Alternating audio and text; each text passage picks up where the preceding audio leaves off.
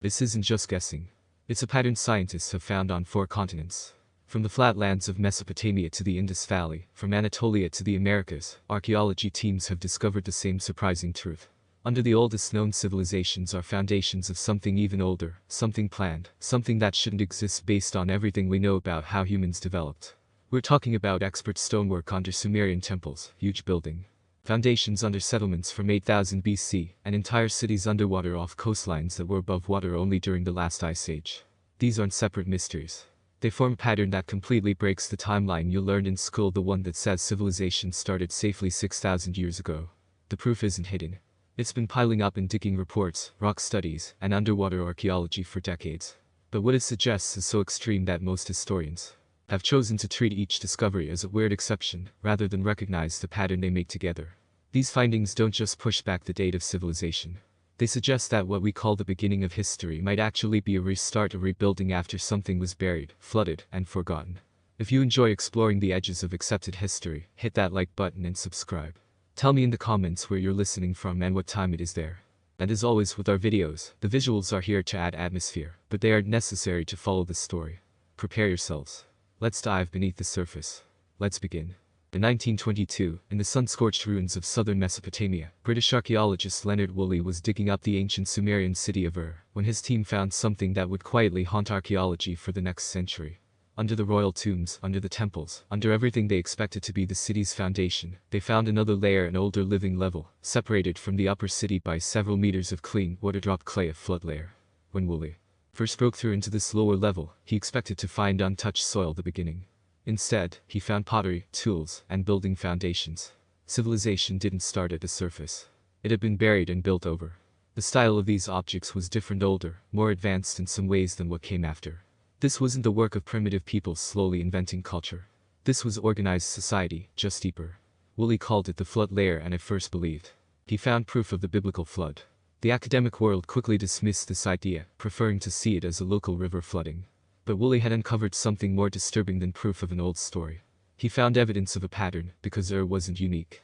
In the 1930s, digging at Eridu, the oldest city in Sumerian tradition, revealed the same structure. Temples built on top of temples going down through 18 separate living levels. Each layer older and stranger than the one above. The deepest levels showed smart planning and huge architecture dated to 7000 BC. This was before writing, before the wheel, before bronze. Yet someone had laid out a city grid, raised temple platforms, and organized workers on a scale that suggested central control. The same pattern appeared at Jericho, at Catalhoic, at sites across the ancient Near East. Everywhere archaeologists dug deep enough, they found the same contradiction. Under the civilizations we recognize lay something we don't. The reaction from mainstream archaeology was predictable. These early layers were explained as proto-civilizations, transitional societies stumbling toward complexity. The skill was downplayed. The planning was called accidental. The pattern was treated as coincidence. But then came Göbekli Tepe. In 1994, German archaeologist Klaus Schmidt began digging a hilltop in southeastern Turkey. What he found rewrote the acceptable limits of prehistory. Massive stone pillars arranged in precise circles, detailed carvings of animals and symbols, astronomical alignments, and a radiocarbon date that seemed impossible, 9600 BC. This was 11,600 years ago, 6,000 years before Stonehenge, 7,000 years before the pyramids, and 5,000 years before the invention of agriculture. According to every model of human development, this couldn't exist. Huge architecture requires extra food. Extra food requires farming. Farming creates settlement. Settlement produces civilization. Göbekli Tepe reversed the sequence. It showed huge religious architecture built by people who hadn't yet discovered farming. The temple came first. Everything we thought we understood about the order of civilization was backward. Schmidt's team found no evidence of homes at the site. No houses, no grain storage. Just the giant stones. This wasn't a city. It was a destination. People traveled to this place, hauled stones weighing up to 20 tons, carved them with tools that shouldn't have been advanced enough, and put them up in geometrically perfect circles, all before they'd learned to plant seeds. The implications were staggering. If complex social organization, astronomical knowledge, and symbolic thinking existed 11,600 years ago, then what else existed that we haven't found yet? The answer might be underwater. During the last ice age, which ended roughly 11,700 years ago, sea levels were 120 meters lower than today. Vast coastal plains that are now ocean floor were dry land, and that's where early human populations would have naturally gathered. Rivers, ocean resources, moderate climates, the most desirable real estate for early civilizations. When the ice sheets melted, those coastlines drowned. If complex societies existed along those ancient shores, they're now under hundreds of feet of water, unexplored and unmapped. In 1985, marine archaeologists discovered underwater structures off the coast of Dwarka in India, stone blocks, building foundations, objects dated to 7500 BC. The site matches descriptions in ancient Indian texts of a drowned city, descriptions that historians had always assumed were mythological. Off the coast of Japan, the Yonaguni monument shows geometric terraces, right angles, and tool marks, features that some researchers argue are too irregular to be natural. Mainstream geology dismisses it as erosion. But the debate itself reveals something important. We have no systematic survey of the ocean floors where early civilizations would most likely have developed. The Gulf of Cambodge, the Sunda Shelf, the Persian Gulf Basin, these were all dry land during the Ice Age. Now they're underwater. How many cities lie beneath those waves? This creates an uncomfortable possibility. The civilizations we study, Sumer, Egypt, the Indus Valley, might not be the first. They might be what survived the flooding, what moved inland, what managed to preserve fragments of knowledge from an earlier world. And there's a strange piece of evidence that supports this idea. Nearly every ancient culture remembers a flood. The Sumerians described Utnapishtim surviving a divine deluge that destroyed the world. The biblical account preserves Noah. Hindu texts tell of Manu's survival of a world-ending flood. Greek tradition speaks of Deucalion. Chinese mythology includes Gun and the Great Flood, and flood traditions appear independently across the Americas, Africa, and Oceania. The standard explanation is that all cultures experience local flooding and turn it into myths. But the structure of these stories is strikingly similar: divine warning, catastrophic destruction, selected survivors, renewal of civilization. The persistence of this narrative across unconnected cultures raises a question that archaeology has been reluctant to address. What if these aren't myths? What if they're memories? The end of the last ice age wasn't a gentle thaw. Geological evidence shows catastrophic flooding events as ice dams burst and glacial lakes drained. The Younger Dryas period, a sudden return to Ice Age conditions lasting 1,300 years, ended abruptly around 9,600 BC, with rapid warming and dramatic sea level rise. This is precisely when Göbekli Tepe was built. Precisely when coastal populations would have been displaced. Precisely when survivors would have moved inland carrying whatever knowledge they could preserve. The timeline aligns. The geology supports it. The mythology remembers it. But if an earlier civilization existed and was destroyed, what became of its knowledge? The answer might lie in what comes next, in the sudden appearance of advanced concepts across early civilizations without clear developmental stages. Mathematics, astronomy, sacred geometry, these ideas emerge fully formed in places that supposedly invented them independently. Unless they didn't invent them. Unless they inherited them. And that inheritance might explain the most persistent mystery of all: why the oldest cities in recorded history were built directly on top of something older. Not because ancient people randomly chose the same locations, but because those locations were already sacred, already remembered, already marked as significant by a world that came before. The foundations beneath our feet aren't the beginning of civilization. They might be a second attempt. To understand what these buried foundations mean, we need to examine the archaeological record more closely, not site by site, but as a pattern. Because when you map where these strange findings appear, when you trace the layers of occupation beneath known history, something remarkable emerges: a world beneath our world, older, stranger, and increasingly impossible to ignore. The pattern repeats itself with disturbing consistency. You dig beneath an ancient city, expecting to find bedrock, untouched soil, the natural ground where history began. Instead, you find another floor, then another beneath that. Each layer separated by flood, sediment, or fire debris, or simply the accumulated dust of centuries, but each layer showing signs of human organization, planning, construction, deliberate placement. This isn't how history is supposed to work. The standard model teaches that civilization rose slowly from scattered bands of hunter-gatherers who gradually discovered agriculture, which allowed settlement, which produced surplus, which created social hierarchy, which built cities, a steady climb spanning thousands of years, a logical sequence with clear stages. But the cities themselves tell a different story. Take Jericho, not the biblical city, but the archaeological site beneath it.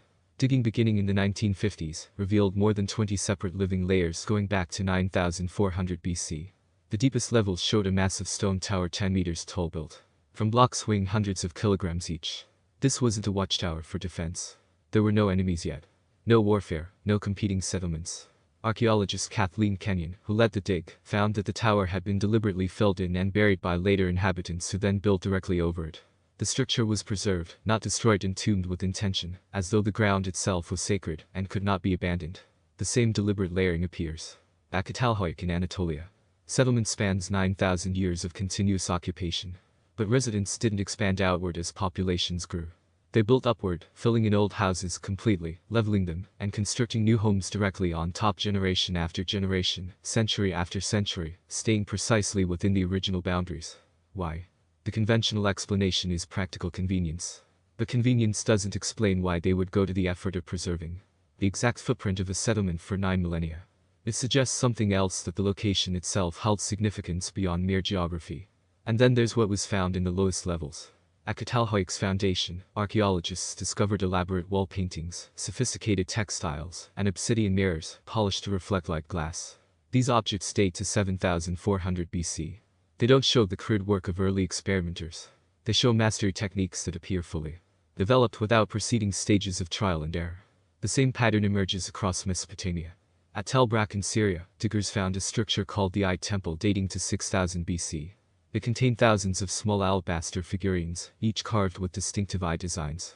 The uniformity of production suggests specialized craft workshops, division of labor, economic complexity, all of this 3000 years before the Sumerian civilization that supposedly invented these concepts. Here's what makes this unsettling. These sophisticated early layers don't lead upward into greater sophistication. Often the sequence reverses. The oldest levels show advanced planning and construction. Then there's a break, usually a destruction or abandonment layer. Then rebuilding begins again, but simpler, cruder, as though knowledge had been lost, and people were learning to rebuild from memory. At Eridu, the 18 temple levels show this exact progression. The deepest sanctuary displays precise architectural proportions and advanced drainage systems. Moving upward through time, the temples become larger but less refined. The mathematics becomes looser. The engineering more conventional. It's the pattern you'd expect if civilization wasn't rising but recovering. This creates an archaeological paradox that textbooks rarely address. If these sites represent the slow birth of civilization, why do the earliest layers often show the greatest sophistication? Why does complexity sometimes decrease over time before increasing again? The answer might lie in what separates the layers' flood deposits. At Kish, Shuruppak, and Nineveh across southern Mesopotamia, digging has revealed the same geological signature: cultural layers, flood sediment, cultural layers. The pattern appears too consistently to be coincidence, and the flood layers date to roughly the same period, around 5000 BC. But beneath those flood deposits lie the objects that don't fit, the ones that suggest organized society predating the deluge by millennia. What this implies is radical but increasingly difficult to dismiss. The cities we study as the birthplace of civilization may actually be restoration projects, attempts to rebuild what was lost. The knowledge preserved in these settlements, astronomy, mathematics, agriculture, may not have been discovered there. It may have been remembered there. The most telling evidence comes from the myths themselves. Sumerian texts describe civilization as a gift delivered after the flood by the Apkala 7 sages who brought knowledge of building, writing, and kingship to humanity. Egyptian records speak of the first time, a golden age before the dynasties, when the gods walked among men and taught them order. These aren't presented as metaphors. They're recorded as history. And if the earliest cities were built over older foundations deliberately, if their locations were chosen not for practical reasons, but because they were already significant, then what we call the dawn of civilization might be something else entirely: remembering, a return, a rebuilding on ground that had been sacred long before history began to write itself down. A civilization truly began 6,000 years ago. Why do its oldest cities already sit on top of something older? Sometimes the stones themselves are the evidence, not the inscriptions carved into them, not the buildings they form, but the way they were cut, moved, and placed, methods that shouldn't exist in the periods they're assigned to. At the base of Uruk, beneath the ziggurat dedicated to the sky god Anu, diggers found something that troubled them quietly. The lowest platform stones were cut with precision, joints edges meeting so tightly that a blade couldn't slip between them. The upper levels, built centuries later by civilizations with metal tools and written mathematics, showed cruder workmanship, wider gaps, rougher surfaces, less precise angles. The foundation exceeded the capability of everything built upon it. This pattern appears across the ancient world. At Troy, Heinrich Schliemann's digging in the 1870s revealed 9 separate city layers, each built on top of the ruins of the last.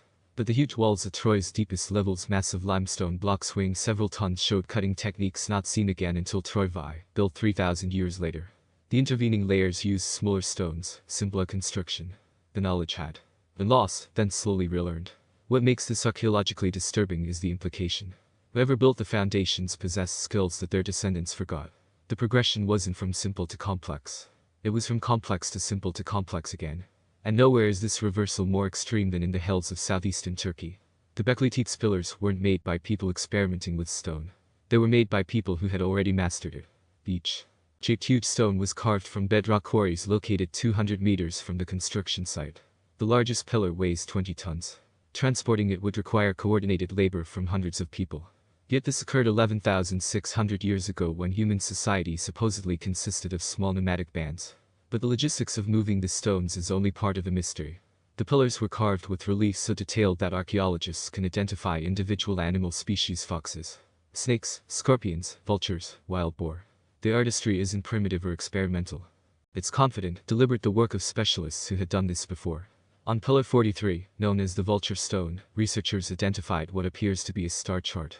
The animals carved into the stone correspond to constellations. At the top, a scorpion and a vulture align with positions of Scorpius and Sagittarius. Below them, a headless figure might represent Orion. If accurate, this isn't random decoration. It's astronomical observation encoded in stone at a time when humans weren't supposed to be tracking celestial patterns. Then there's the arrangement itself. The stone circles at Göbekli Tepe aren't randomly placed. They align with solstices.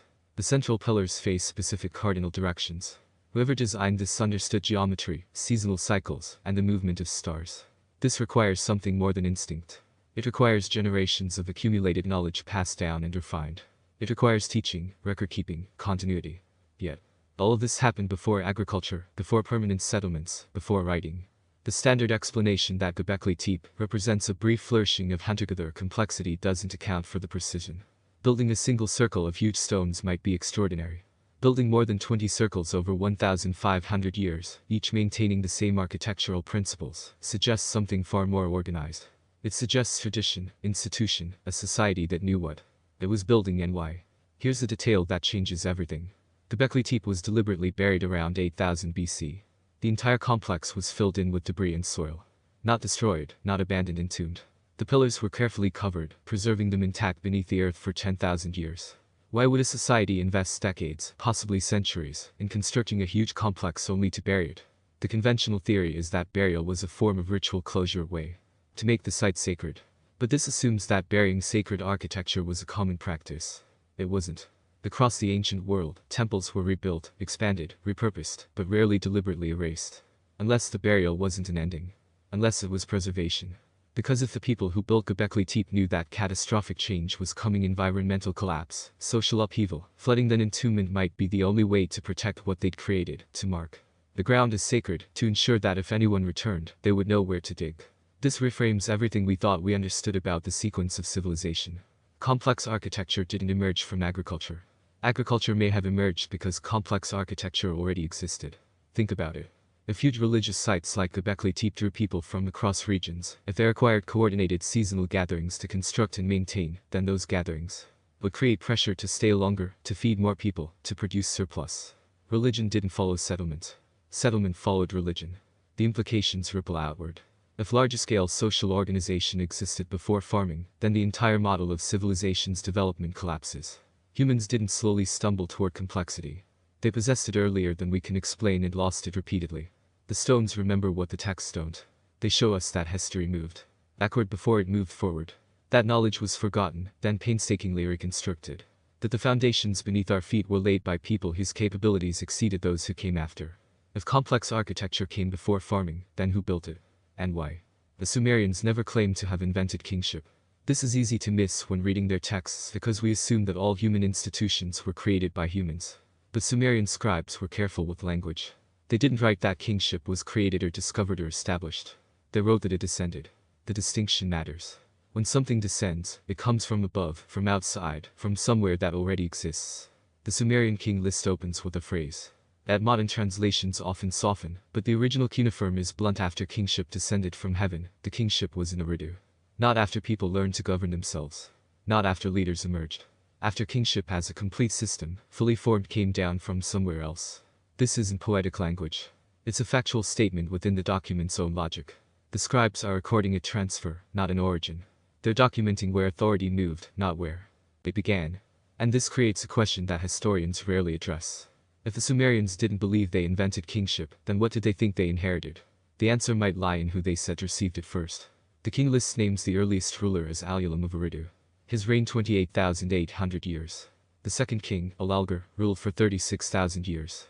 The numbers continue in the same impossible range through 8 kings across 5 cities, totaling 241,200 years before the flood.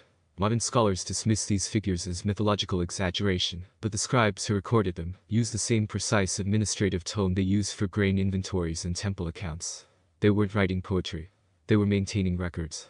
And the mathematics they used reveals something unsettling. Every reign length is a precise multiple of the Sumerian Sar unit, representing 3,600 years. Alulim's reign equals 8 Sar. Alalgar equals 10 Sar. This isn't random inflation. It's systematic calculation. The numbers follow a pattern based on their highest unit of long-term time measurement. Someone was counting something. Whether years, cycles, or years, the precision suggests intentionality. But here's what makes the document archaeologically inescapable. After the flood, the list continues without stylistic change. The same scribe using the same format records the new dynasties, and suddenly the reign lengths become believable a few hundred years, then under a century, then realistic human lifespans. And many of these later kings are confirmed by other sources. Gilgamesh appears on the list with a reign of 126 years, extraordinary but not impossible. His city of Uruk has been dug up. His name appears on multiple tablets. The epic attributed to him is one of literature's oldest texts. The king list treats him exactly the same way it treats Alulim, same documentary style, same matter-of-fact tone, no indication that one entry is mythological and the other historical. This forces an uncomfortable question. If the post-flood section is accepted as legitimate historical record, on what basis do we reject the pre-flood section? The document itself makes no distinction. The scribe who wrote it clearly believed both parts were equally true.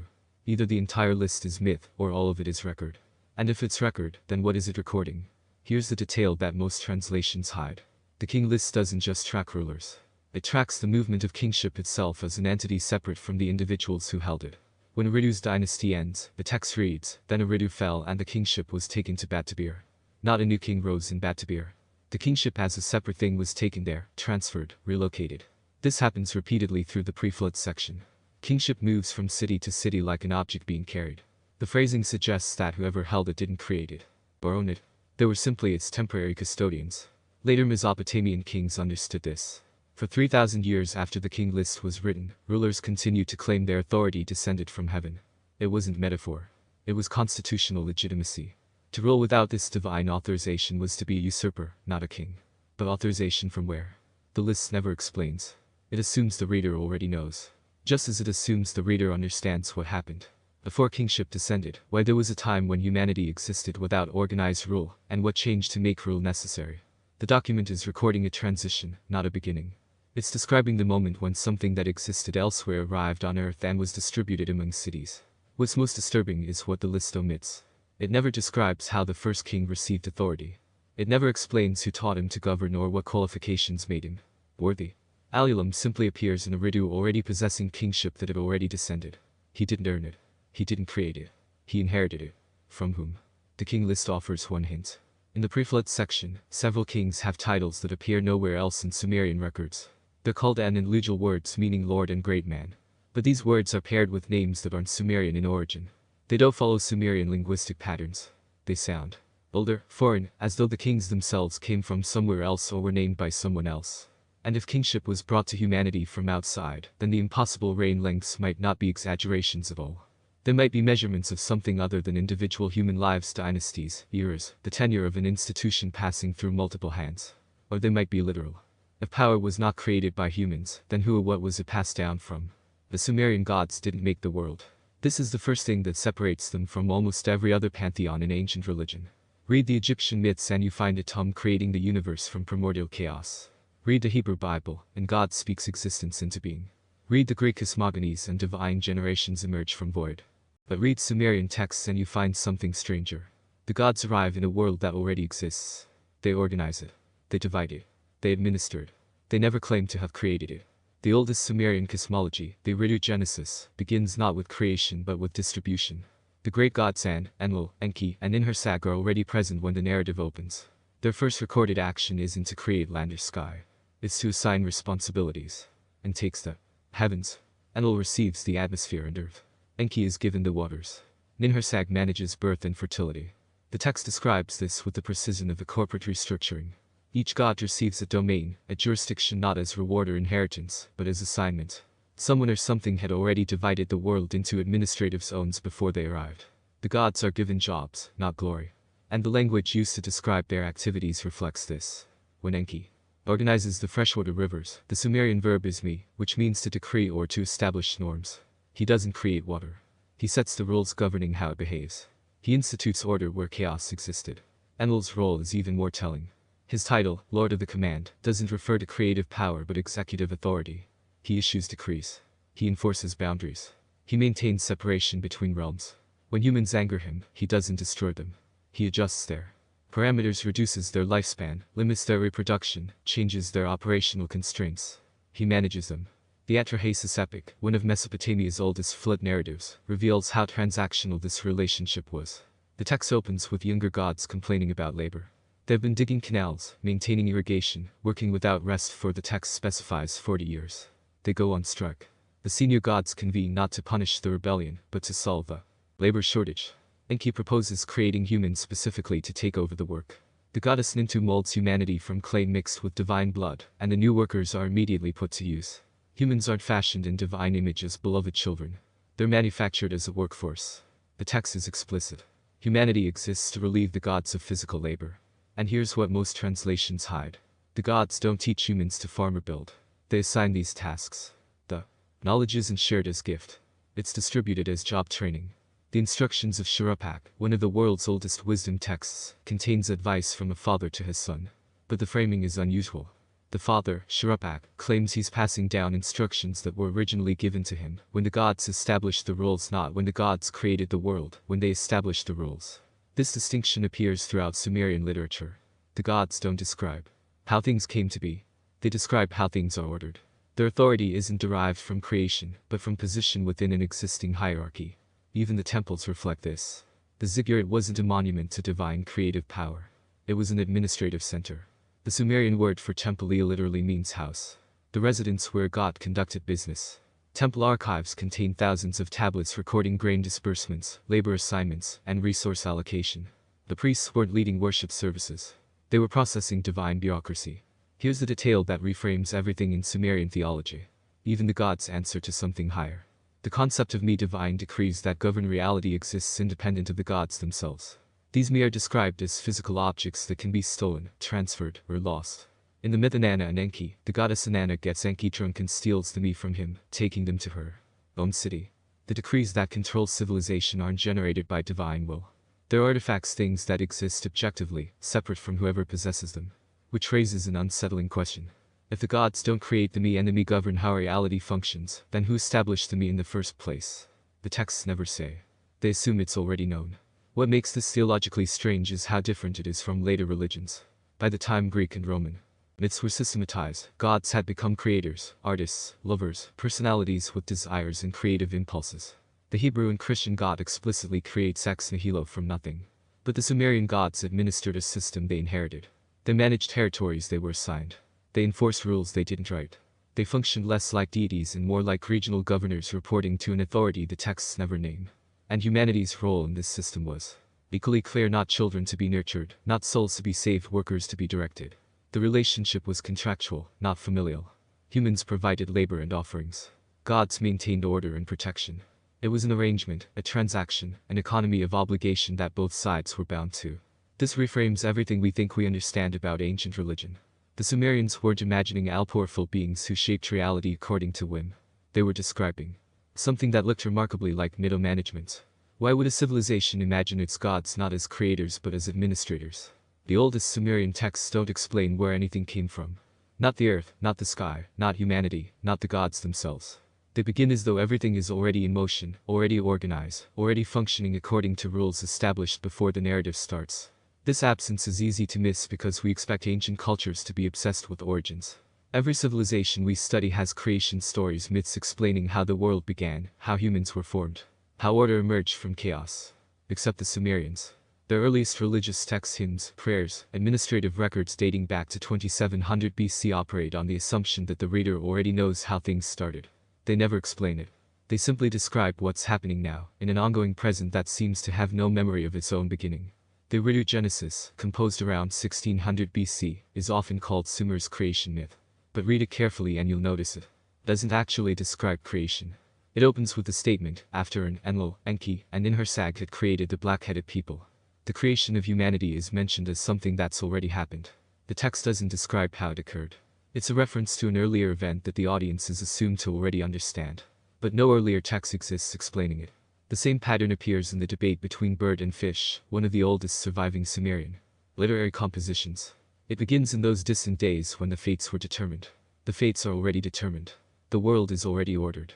The poem proceeds from that point without ever circling back to explain when or how the determining happened.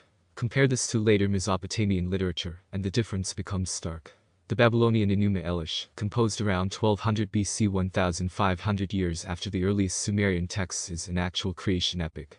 It describes primordial waters, divine combat, the splitting of Tiamat's body to form heaven and earth, the creation of humans from divine blood. It's precisely the kind of origin story the Sumerians never wrote. Why? The standard academic explanation is that Sumerian creation myths existed but were lost.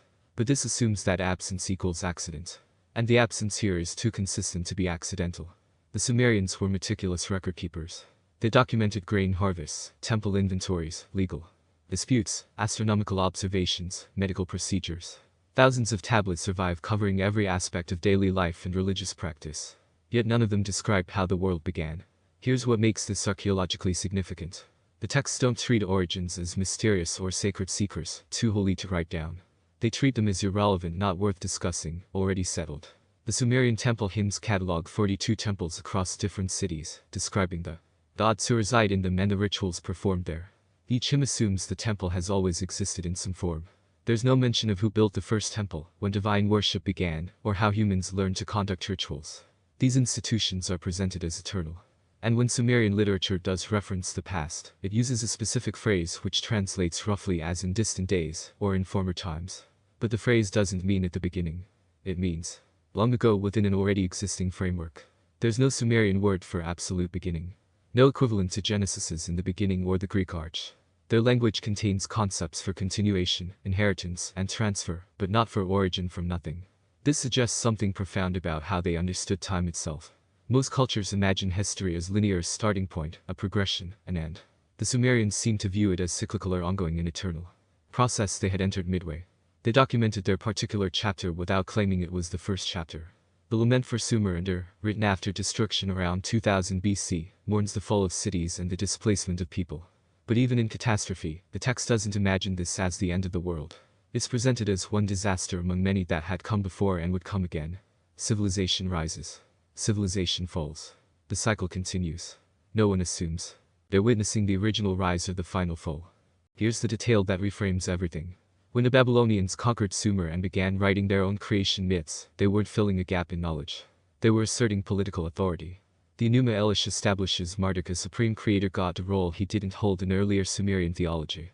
By giving him credit for making the world, Babylonian priests elevated their patron deity above the older Sumerian pantheon. Creation myths became tools of legitimacy. But the Sumerians themselves never needed this tool. They didn't claim their gods created everything. Because creation wasn't the basis of authority. Management was administration of an existing order.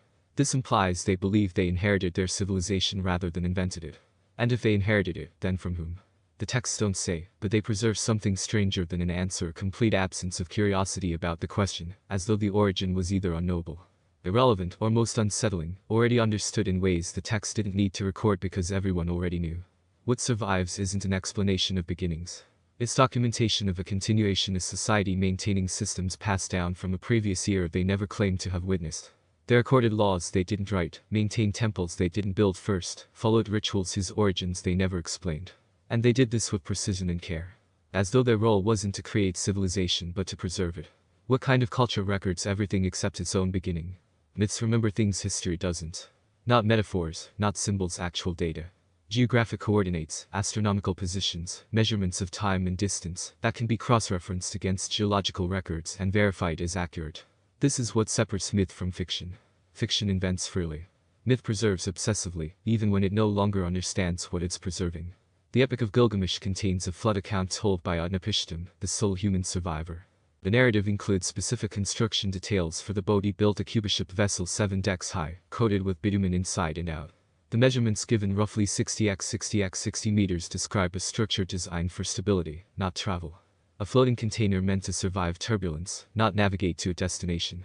These aren't the details of fantasy. They're engineering specifications. The text describes Utnapishtim loading the seed of all living things onto the vessel. Not just animals, but craftsmen, their tools, and supplies. When the flood comes, the description becomes eerily technical. The gods were frightened by the deluge and retreated, ascending to the heaven of Anu. The language shifts. This isn't divine punishment calmly administered. It's divine panic. The gods themselves flee to the highest heaven, and huddle like dogs crouched against the outer wall. They didn't cause this. They're terrified of it. After 7 days, the waters recede, and Utnapishtim's vessel grounds on Mount Nisr. He releases birds in succession: a dove, a swallow, a raven, to test whether land has emerged. The dove and swallow return. The raven doesn't. Standard flood survival protocol. Every detail suggests someone describing a real event, not composing allegory. Now compare this to narratives from cultures with no contact with Mesopotamia. In Hindu tradition, Manu is warned of a coming flood by a fish who grows to enormous size. Manu builds a ship, survives the deluge, and afterward receives 7 sages who help him re-establish order and law. The structure is nearly identical: divine warning, construction, catastrophe, survival, renewal through inherited knowledge. In Greek myth, Deucalion and Per are warned by Prometheus.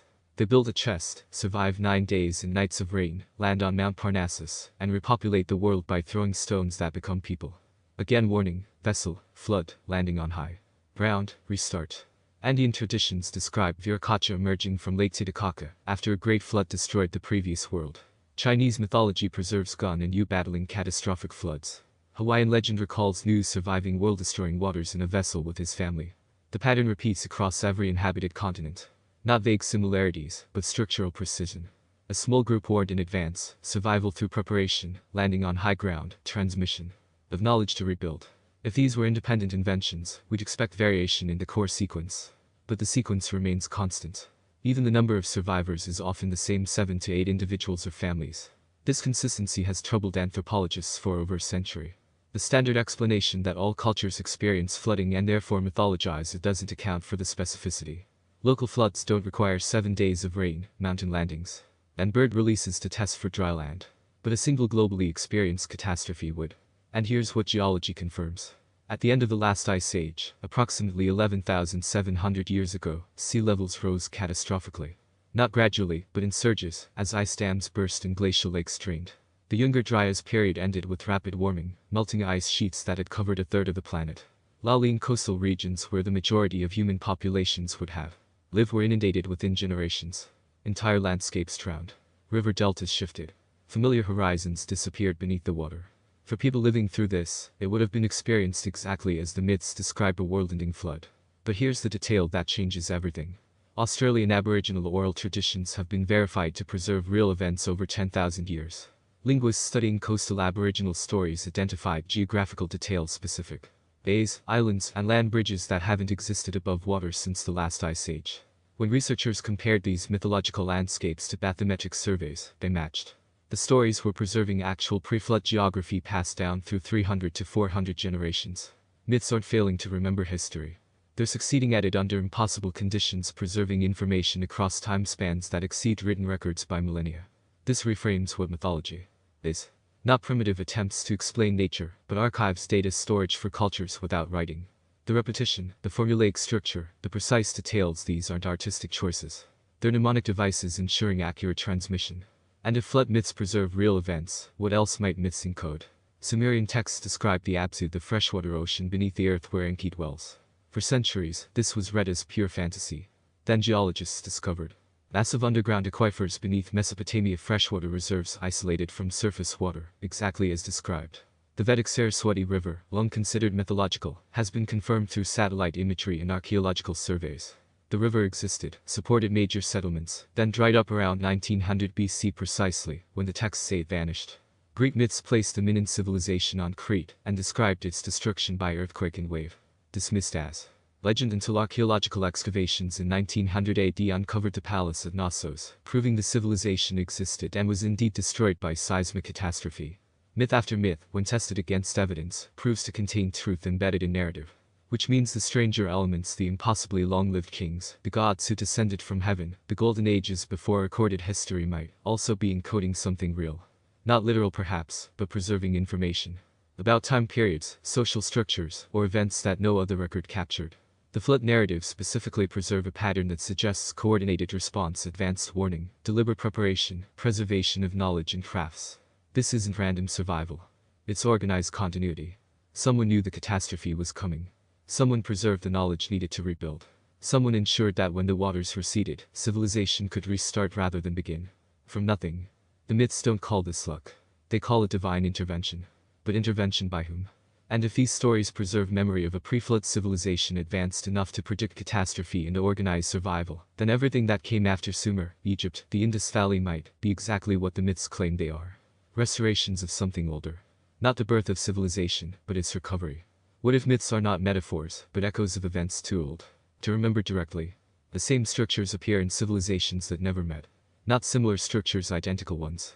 Administrative hierarchies, legal codes, temple economies, astronomical calendars, irrigation management systems. They emerge fully formed in Mesopotamia, Egypt, and the Indus Valley, within a few hundred years of each other around 3300 BC, with no clear developmental stages. This simultaneity has troubled historians since the 19th century. The standard explanation is convergent evolution, similar environmental pressures producing similar solutions. But convergence produces variations. It doesn't produce identical blueprints. Yet when you examine early law codes, the principles are eerily consistent. The Code of Ur-Nammu, written around 2100 BC in Sumer, establishes legal concepts that appear almost simultaneously in Egyptian and later Babylonian law: property rights, contract enforcement, compensation for injury, hierarchical penalties based on social class. These aren't intuitive discoveries. They're sophisticated legal frameworks that require generations to refine. But they appear without refinement, without earlier cruder versions. The same pattern holds for writing. Cuneiform emerges in Sumer around 3200 BC. Egyptian hieroglyphs appear around 3100 BC. Indus Valley script surfaces around 3300 BC. All three systems are already complex when they first appear in the archaeological record, capable of recording abstract concepts, legal transactions, and administrative data. There are no practice texts, no transitional forms, no evidence of people slowly inventing symbolic representation. The writing systems just begin. And they begin by recording information that assumes the institutions they're documenting already exist: temple archives, tax records, royal decrees. The very first written texts aren't experimental. They're bureaucratic. They're maintaining systems that are already operational. Which means the systems predate the writing. But if these civilizations didn't invent their own organizational structures, where did the structures come from? Look at how governance transfers between cultures. When the Akkadian Empire conquered Sumer around 2300 BC, they didn't impose a new system. They adopted the existing one wholesale. Akkadian rulers took Sumerian titles, maintained Sumerian temples, preserved Sumerian administrative practices. They changed the language but kept the structure. The same thing happens in Egypt. When the Old Kingdom collapsed around 2200 BC and regional governors seized power during the first intermediate period, they didn't create new forms of governance. They replicated the pharaonic system on a smaller scale. Each governor styled himself as a miniature pharaoh, maintaining the same hierarchical model. The structure survives the collapse. It replicates itself. This suggests something profound. These organizational frameworks weren't invented by any single culture. They were inherited by all of them. And here's where the archaeology becomes unsettling. Recent excavations at Harappa in the Indus Valley uncovered city planning that mirrors Mesopotamian urban design principles: grid layouts, standardized brick sizes, sophisticated drainage systems, central granaries. The two civilizations were separated by 2,000 kilometers of desert and mountain, with no evidence of trade or contact during their foundational periods. Yet they built the same type of cities. The standard dimensions for bricks in the Indus Valley of 421 ratio match proportional systems found in Mesopotamian construction. This isn't coincidence. It's applied mathematics. Someone calculated these ratios deliberately, and both civilizations use them. But neither civilization shows evidence of developing the mathematics from scratch. The ratios appear in their earliest structures already standardized, as though they were taught. The same precision appears in astronomical knowledge. The Sumerian calendar divided the year into 12 lunar months, with periodic adjustments to align with solar years. The Egyptian calendar used the same structure. The Indus Valley seal shows zodiacal symbols arranged in sequences matching Mesopotamian star catalogs. These aren't independent observations of the night sky. These are coordinated systems tracking celestial mechanics with mathematical precision that requires generations of cumulative observation. Yet all three civilizations possess this knowledge at their founding, not after centuries of refinement. Immediately. Here's the detail that breaks the narrative. When archaeologists dig up the earliest layers of these civilizations, they don't find evidence of trial and error. They find competence. The first cities aren't chaotic experiments in urban living. They're planned. The first temples aren't crude structures. They're architecturally sophisticated. The first legal codes aren't primitive customs. They're comprehensive frameworks.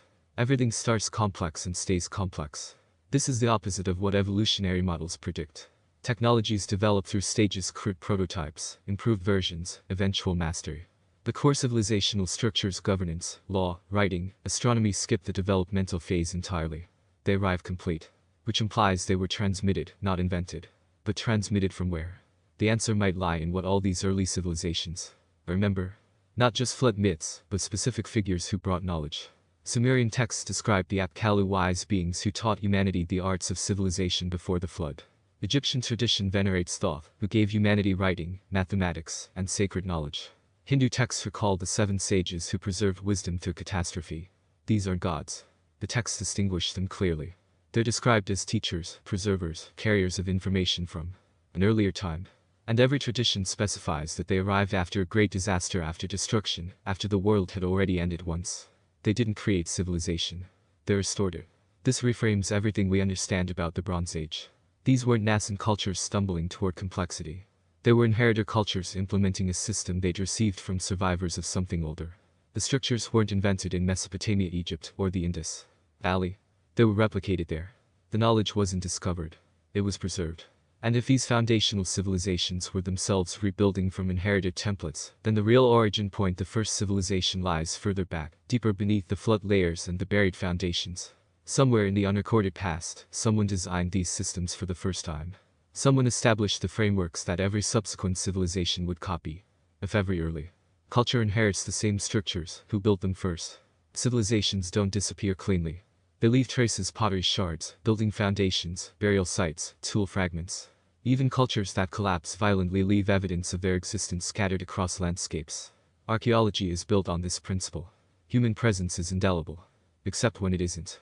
Between 11,700 and 9,600 years ago, there's an archaeological gap in the record. Not a complete absence. We find scattered settlements, stone tools, burial sites, but a conspicuous lack of the organizational complexity that precedes and follows this period. Before this gap, Göbekli Tepe and similar megalithic sites showing sophisticated planning.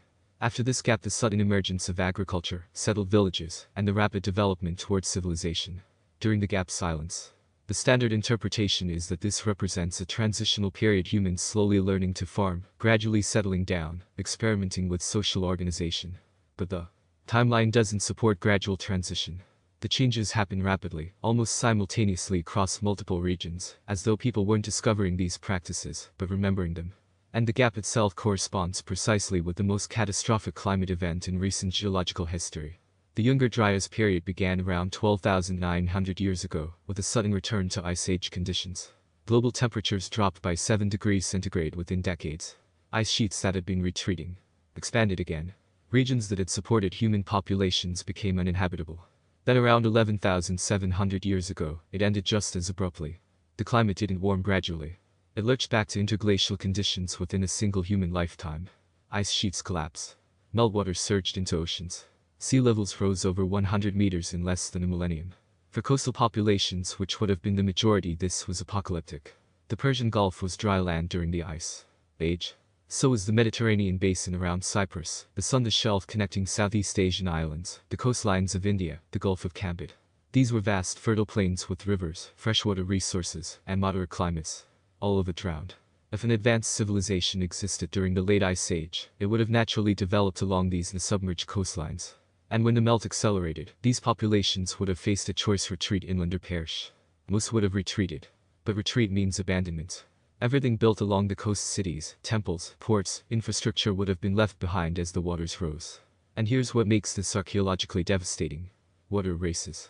Structures submerged for 11,000 years don't survive intact. Wood rots. Mud brick dissolves. Organic materials decompose. Even stone subjected to tidal erosion and sediment burial becomes unrecognizable as work material. What might have been a harbor becomes a geological formation. What might have been a plaza becomes a seafloor anomaly dismissed as natural. We're not looking for these sites because we assume they don't exist. And we assume they don't exist because we're not looking. The few underwater surveys conducted have already found anomalies: the structures off Dwarka, the Yonaguni terraces, the Gulf of Cambit formations. But each discovery is explained away individually: natural erosion, coincidental geology, local aberrations. No one maps them as part of a pattern because acknowledging the pattern would require acknowledging what it implies. But even if coastal cities drowned, what about inland settlements? If a sophisticated culture existed, why haven't we found their heartland sites? Here's the detail that changes the search parameters. Modern cities are built on the same locations as ancient ones. Jerusalem sits on top of Bronze Age settlements which sit on top of Neolithic occupation. Layers which sit on top of even earlier remains. Damascus, Athens, Varanasi, every ancient city is stratified. People build where people have always built because certain locations offer strategic advantages that don't change across millennia. If a pre-flood civilization chose optimal locations for settlements, those same locations would have been reoccupied after the waters receded. The earliest visible layers would be Neolithic, the rebuilding phase. But beneath them might lie evidence of what came before. Except no one digs that deep. Once excavators reach what they consider bedrock civilization, the Neolithic foundation, they stop. The assumption is that nothing of significance lies below. But what if everything significant lies below? The deepest excavations ever conducted, like those at Eridu, find unexplained sophistication in their lowest levels. But these anomalies are explained as advanced for their time, not as evidence of an earlier culture. The framework doesn't allow for an earlier culture, so the evidence is reinterpreted to fit. This creates a methodological trap. We don't find what we don't look for, and we don't look for what we don't expect to find. And there's another problem. If catastrophe scattered the survivors, fragmenting them into isolated groups, then cultural memory would degrade rapidly. Within 3 generations, detailed knowledge becomes legend. Within 10, legend becomes myth. Within 50, myth becomes symbolic story disconnected from historical reality. The survivors who reached Mesopotamia might have preserved knowledge, irrigation, astronomy, legal concepts, but lost the context. They remembered what to do but forgot who taught them. The knowledge survived, the teachers didn't. This would explain why early civilizations possess advanced frameworks without origin stories. They inherited a system whose creators had been forgotten.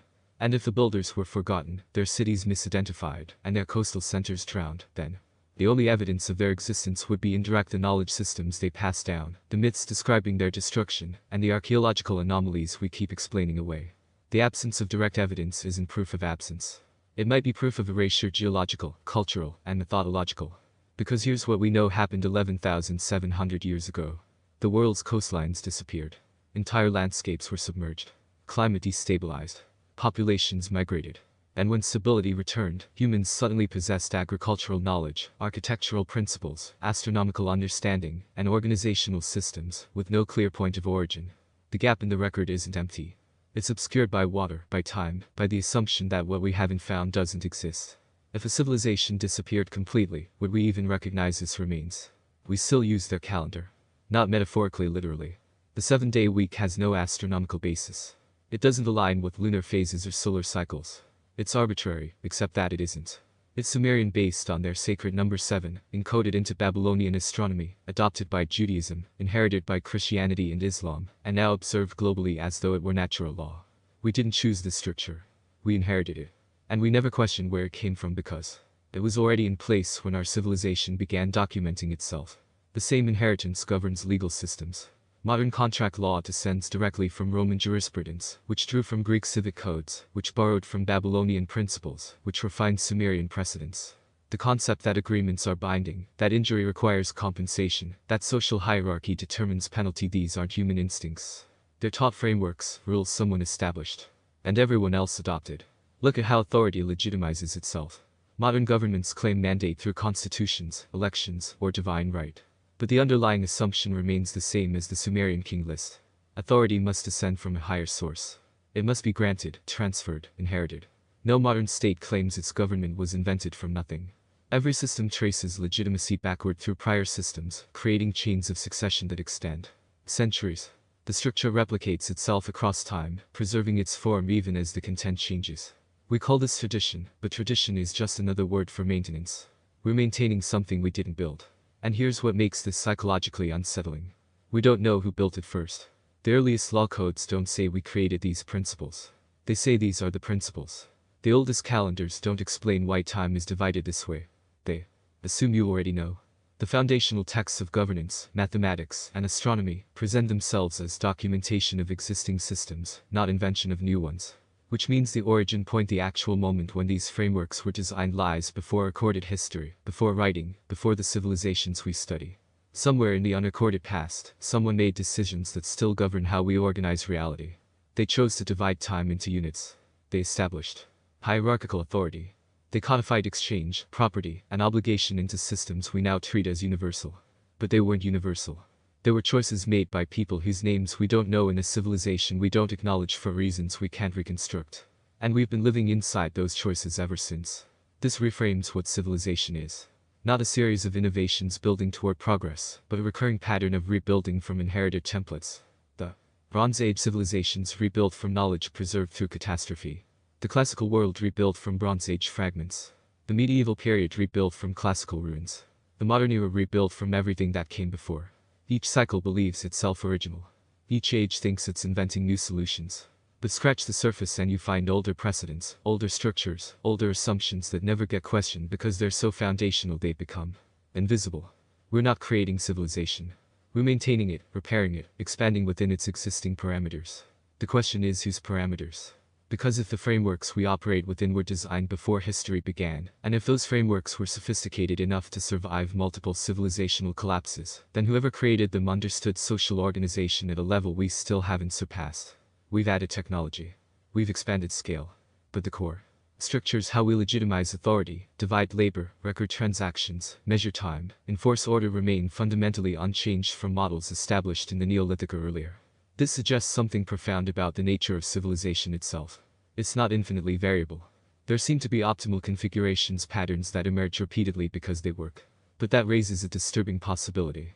If only certain configurations are stable, and if those configurations were already discovered in the deep past, then every civilization that's risen since has been rediscovering the same solutions, not creating, remembering.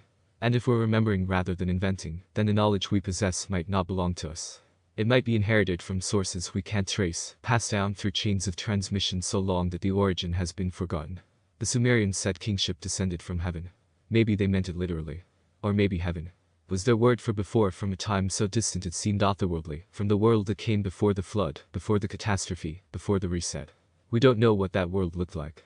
We don't know how advanced it was or why it ended. We don't know if it was a single global civilization or a network of regional cultures sharing knowledge. But we know it left something behind.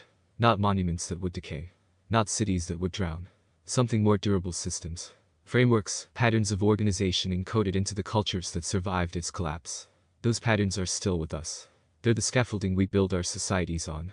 The invisible architecture that shapes how we think authority should work, how time should be measured, how order should be maintained. We didn't design this scaffolding.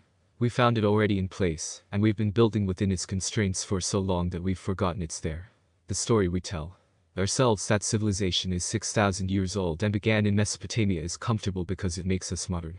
It places us at the peak of a steady climb from primitive beginnings toward enlightened complexity. But what if that story is wrong? What if we're not at the peak but somewhere in the middle? What if the foundations beneath our cities are older than we can measure, and the knowledge we consider advanced is actually recovered? Then the question humanity has been asking shifts. It's not how do we build civilization. That question assumes we're starting from nothing. The older question, the one the Sumerians were asking when they wrote that kingship descended from heaven, is more unsettling. What was already here before us? And beneath that question lies another, one we may not be ready to answer. A civilization rose once before, achieved sophistication, and collapsed so completely that we barely recognize its remnants. What makes us certain it? What happened again? The foundations beneath our feet were not laid by us. The systems we operate within were not invented in our ear. The knowledge we think we discovered may simply be knowledge we remembered. And if we're living inside an inheritance we don't fully understand, then perhaps the wisest thing we can do is remember that others came before us. They built something. They lost it. And we spent the last 6,000 years trying to rebuild it without realizing that's what we're doing. The world beneath our world is still there, buried, drowned, forgotten, but not erased. Because we're still using their calendar.